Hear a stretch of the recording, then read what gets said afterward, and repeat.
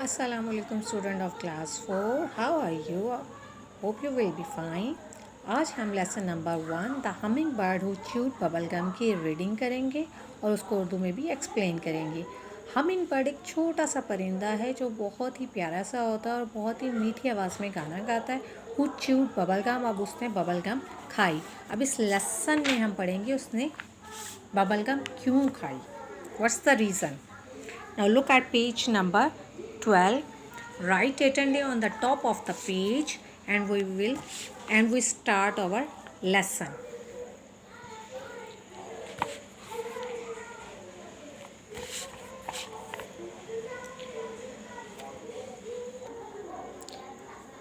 There was a little hummingbird in my neighborhood. It usually sat on my windowsill. I enjoyed hearing her sing. Suddenly, I didn't see the little hummingbird for some days. About a week ago, a bad storm came along and blew all the worms away. I felt sorry for the hummingbird.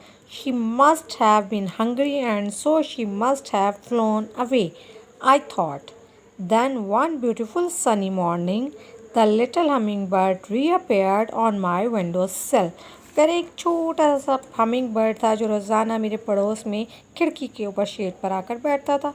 मुझे उसका गाना सुनना बहुत अच्छा लगता था। अचानक एक दिन ऐसा हुआ कि वो हमिंग बर्ड कुछ दिनों के लिए मुझे नज़र नहीं आया। ये एक हफ़्ता पहले की बात है कि एक बहुत ही ज़बरदस्त किस्म का तूफ़ान आया जिसमें सब कुछ उड़ गया। And I felt sorry for the humming bird, और मुझे भी उस परिंदे के लिए बहुत बुरा लगा क्योंकि उसका घर इस पूरे तूफ़ान में उड़ गया था और मेरा ख्याल है उसके पास खाने के लिए भी कुछ नहीं था, इसलिए वो कहीं दूर चला गया होगा किसी खुराक की तलाश में। आई थॉट ये उस लड़की का सोचना था। Then one beautiful sunny morning, एक दिन शानदार सुबह थी, बहुत अच्छी खूबसूरत सुबह थी, तो मैंने देखा कि वो परिंदा दोबारा से मेरी विंडो सिल मेरी खिड़की के शीट पर आकर बैठ गया। Where have you been, I asked the little bird. Just out flying around, replied the little bird. मैंने उससे पूछा कि भाई तुम कहाँ थी। उसने जवाब दिया कि मैं ऐसे ही करीबी कहीं उड़ने चली गई थी। Do you find anything to eat, I asked. मैंने सबसे पहले जो बात मुझे परेशान करी थी, मैंने पूछा क्या तुम्हें खाने के लिए कुछ मिला। Oh, there's plenty of food, but all the twigs and straw were blown away by last week's storm, said the little bird in a sad voice. अब बहुत सारा खाना था लेकिन लास्ट वीक में जो तूफ़ान आया था उसकी वजह से सब कुछ जो है वो तिनके घास और मेरा घर सब कुछ उड़कर चला गया। परिंदा बहुत उदास था। I am sorry to hear that, what are you going to do, I asked. मैंने पूछा अब तुम क्या करोगे। The little bird shrugged her feathers and said, I'm not sure, but I have a favor to ask of you. Little bird ने अपने परों को झटकाया और कहा कि मुझे मतलब यकीन नहीं है, मैं नहीं जानती कि अब मैं क्या करूँगी, लेकिन क्या तुम मेरी एक फ़ेवर कर सकती हो मेरे लिए। Sure, anything, I said. Can you please give me some bubble gum, क्या तुम मुझे थोड़ी सी बबल गम दे सकती हो, asked the little bird. Little bird ने पूछा। I was surprised that a hummingbird would ask for bubblegum, but I was happy to share it with my friend. मुझे बड़े हैरानी हुई कि एक परिंदा जो है मुझसे बबल गम मांग रहा है लेकिन मुझे उसकी खुशी भी थी कि चलो बबल गम मुझसे मांग रहा है, मैं उसको दे सकती हूँ और इस तरह मैं अपने फ्रेंड की हेल्प कर सकती हूँ, उसको अपनी चीज़ शेयर करवा कर। The little hummingbird chewed the bubble gum and then blew a bubble bigger than her body. और वो छोटे से परिंदे ने वो बबल गम चबाई और फिर वो एकदम उसकी बॉडी से ज़्यादा बड़ी हो गई फूल का। Thanks, she said and flu away. उस परिंदे ने उसका शुक्रिया अदा किया और उड़कर चली गई। The next morning the little hummingbird was back. अगली सुबह वो फिर वापस आ गई। She asked for a few more pieces of bubble gum, और उसने कहा कि मुझे मज़ीद और बबल गम चाहिए। I didn't know why she wanted bubble gum, but I was happy to share it with her. She thanked me again and flew away. मुझे बहुत खुशी थी कि मैं उसकी मदद कर रही हूँ और उसके किसी काम आ रही हूँ। 2 days later, it was nice and sunny. I was playing outside. Suddenly, I heard a voice calling out my name. I looked around but didn't see anyone. मुझे लगा किसी ने मुझे आवाज़ दी लेकिन मुझे कोई दिखाई नहीं दिया। The voice called out my name again.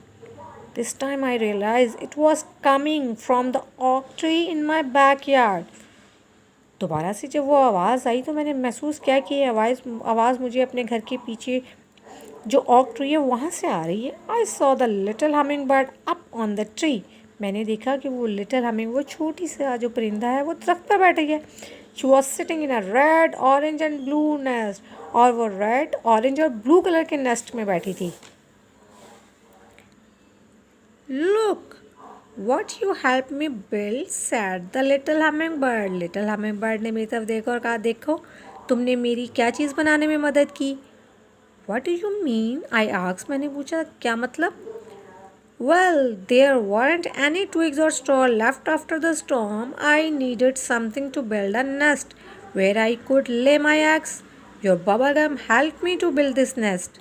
Thank you very much, said the little hummingbird. उसने कहा कि तूफ़ान की वजह से तमाम तिनके और छोटी छोटी डंडियाँ जो हैं दरख्तों की, वो उड़कर कहीं दूर चली गई थी. मेरे पास घोंसला बनाने के लिए कुछ था ही नहीं, तो मैंने सोचा कि मैं तुमसे बबल गम लेकर उससे अपना घोंसला बनाऊँ. थैंक यू सो मच, तुम्हारा बहुत शुक्रिया. I climb up the oak tree and sure enough there was 2 little eggs the size of the jelly beans laying in the nest made of bubble gum. मैं ऑक tree के ऊपर चढ़ी और मैं देखूँ तो इसके अंदर क्या. उसके अंदर 2 अंडे थे छोटे छोटे से, जिनका साइज़ बीन्स जितना था, और वो बबल गम से बने हुए घोंसले में पड़े थे. I told myself, I am so happy I shared my bubble gum with the humming bird. मुझे बहुत खुशी हुई कि मैंने हमिंग बर्ड के साथ अपनी बबल गम को शेयर किया. She has been able to build her nest. और इसकी वजह से वो अपना घोंसला बनाने में कामयाब हो गई. So do remember to share your thing with other. तो बच्चों, हमेशा याद रखो कि अपनी चीज़ें हमेशा दूसरों के साथ शेयर करो.